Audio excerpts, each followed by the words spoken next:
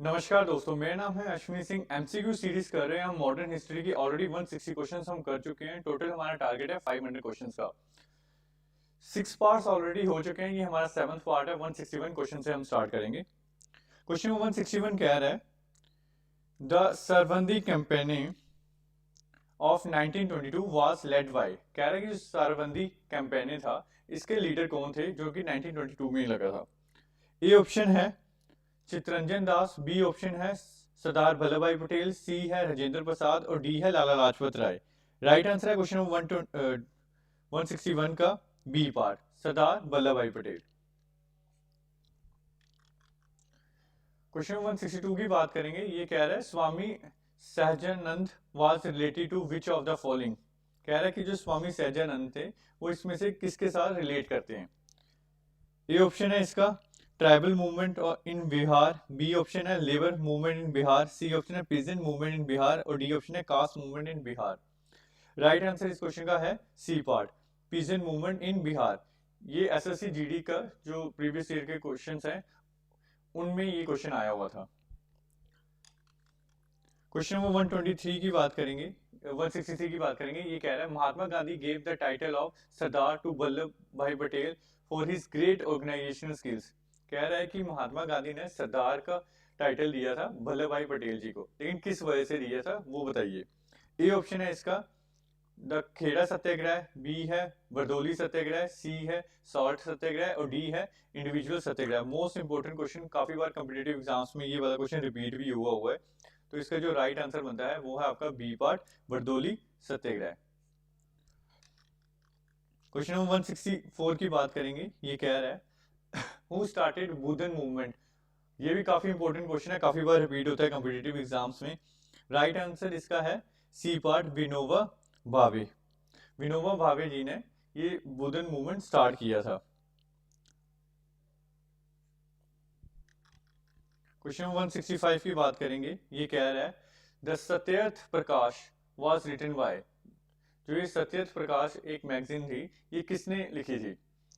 राजा राम मोहन रॉय जी ने, महात्मा गांधी जी ने, स्वामी विवेकानंद जी ने या स्वामी दयानंद सरस्वती जी ने। तो राइट आंसर है इसका डी पार्ट, स्वामी दयानंद सरस्वती जी ने। क्वेश्चन 166 की बात करेंगे। ये कह रहा है which among the following organisational supported Shuddhi movement. कह रहा है कि शुद्धि मूवमेंट किसने सपोर्ट किया था। तो ए ऑप्शन है इसका आर्य समाज, बी है ब्रह्म समाज, सी है देव समाज और डी है प्रार्थना समाज। राइट आंसर इस क्वेश्चन का है आपका ए पार्ट, आर्य समाज। क्वेश्चन 167 की बात करेंगे। ये कह रहा है who of the following said good government is no substitute for self government. कह रहा है कि आपने बताना है कि ये किसके वर्ड से good government is no substitute for self government. A option है लोकमान्य तिलक, बी है स्वामी विवेकानंद, सी है स्वामी दयानंद और डी ऑप्शन है रविंद्रनाथ टैगोर। राइट आंसर इस क्वेश्चन का जो बनता है वो है आपका C part, Swami Dayanand. Question 168 की बात करेंगे। ये कह रहा है what was the minimum marriageable fix age under Sharda act for boys and girls. आपने बताना है जो शारदा एक्ट आया था जो 1929 में पास हुआ था, इसके टाइम पर आपने बताना है कि मैरिजेबल एज क्या थी लड़का और लड़की की, कि किस एज में लड़का और लड़की दोनों शादी कर सकते थे। तो राइट आंसर इसका है वो है बी पार्ट, 14 साल होनी चाहिए थी लड़की की एज और 18 साल होनी चाहिए थी लड़के की एज, तब वो शादी कर सकते थे। क्वेश्चन 169 की बात करेंगे। ये कह रहा है who among the following was the founder of Dev Samaj. आपने बताना है देव समाज का फाउंडर कौन था। ए ऑप्शन है वल्लभ भाई पटेल, बी है दादा भाई नौरोजी, सी है शिव नारायण अग्निहोत्री और डी है रामकृष्ण परमहंसा। बहुत इंपॉर्टेंट क्वेश्चन है, काफी बार कॉम्पिटेटिव एग्जाम्स में ये वाला भी रिपीट हुआ है। तो इसका है सी पार्ट, शिव नारायण अग्निहोत्री। और ये मैं गारंटी के साथ कहता हूँ कि ना किसी न किसी शिफ्ट में ये क्वेश्चन आएगा ही आएगा एसएससी जीडी में। जो ये फाउंडर्स होते हैं डिफरेंट डिफरेंट समाज के, ये बहुत इंपॉर्टेंट होते हैं क्वेश्चंस। क्वेश्चन नंबर 170 की बात करेंगे। ये कह रहा है विच of the following was the author of गुलामगिरी। आपने बताना है गुलामगिरी के ऑथर कौन थे। मैगजीन मैं आपको अभी बता देता हूँ, जो मैगजीन है वो उनके राइटर्स हो गए या उनके फाउंडर्स हो गए, न्यूज़पेपर्स के हो गए, ये सभी के सभी बहुत इंपॉर्टेंट क्वेश्चन है। इसमें से एक क्वेश्चन आता ही आता है कॉम्पिटिटिव एग्जाम्स में, हो सकता है किसी भी एक शिफ्ट में आए लेकिन आएगा जरूर। आपने बताना है गुलामगिरी के ऑथर कौन थे। ए पार्ट है आपका B R Ambedkar, B part है आपका ज्योतिबा फुले, सी पार्ट है महात्मा गांधी और डी पार्ट है आपका पेरियर। राइट आंसर है इस क्वेश्चन का आपका B part Jyotiba Phule. Question number 171 की बात करेंगे।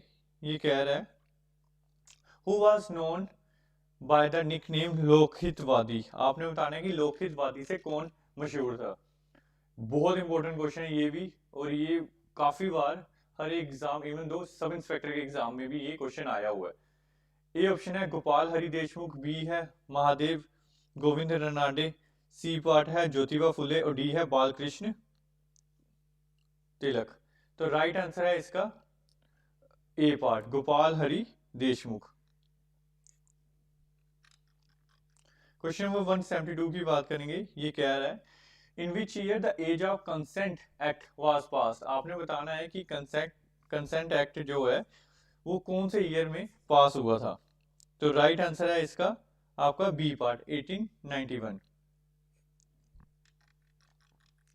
173 की बात करेंगे। ये कह रहा है who amongs the following first use the word swaraj and accepted Hindi as a national language. आपने बताना है कि स्वराज वर्ड किसने सबसे पहले यूज किया था और किसने कहा था कि हिंदी को हमें नेशनल लैंग्वेज बनाना चाहिए। ए ऑप्शन है राजा राम मोहन राय, बी है स्वामी दयानंद, सी है स्वामी विवेकानंद और डी है बाल गंगाधर तिलक। तो राइट आंसर जो है इसका वो है आपका बी पार्ट स्वामी दयानंद।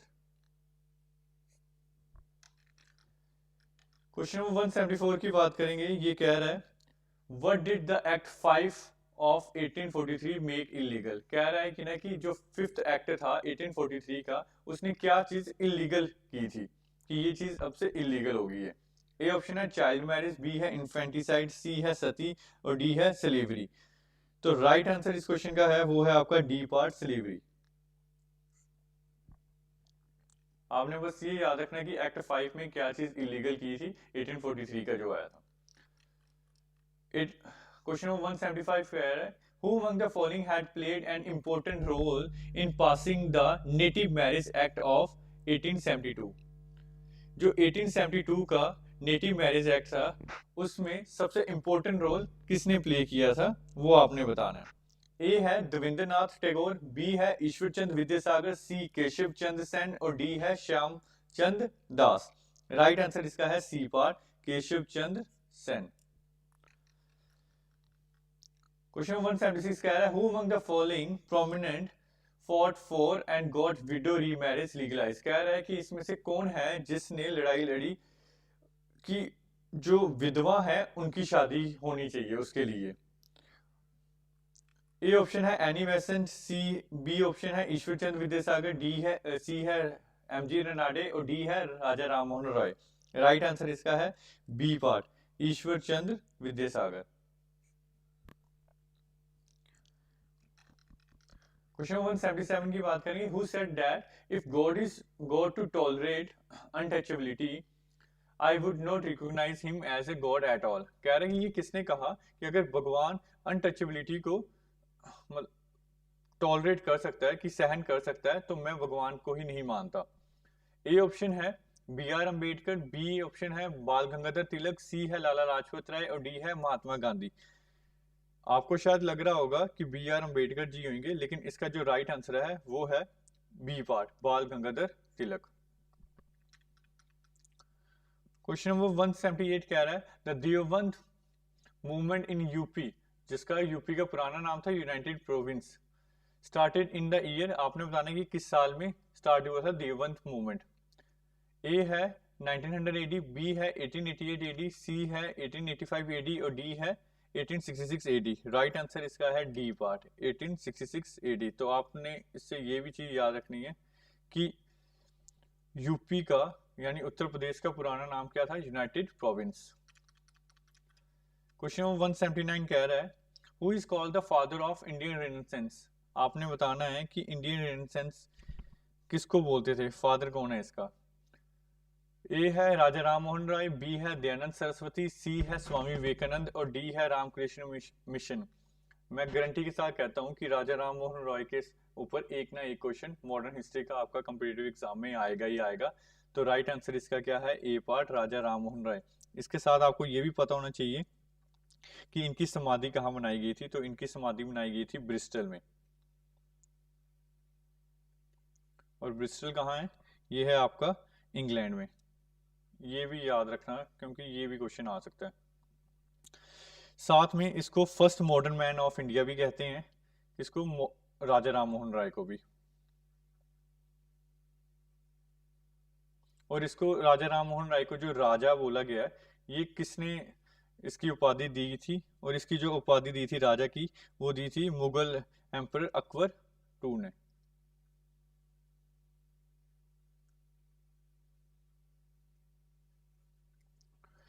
इसके बाद में क्वेश्चन नंबर 180 है, वो कह रहा है the first society founded by Raja Ram Mohan Roy was. आपने बताना है कि कौन सी सोसाइटी है जो राजा राम मोहन रॉय ने सबसे पहले स्टार्ट की थी। ए ऑप्शन है ब्रह्म समाज, बी है आत्मीय सभा, सी है ब्रह्म सभा और डी है तत्वबोधनी सभा। इस क्वेश्चन का आंसर आपने मुझे कमेंट सेक्शन में बताना है और मैं आपको बताऊंगा कि आपका आंसर ठीक है या गलत है। Thank you so much.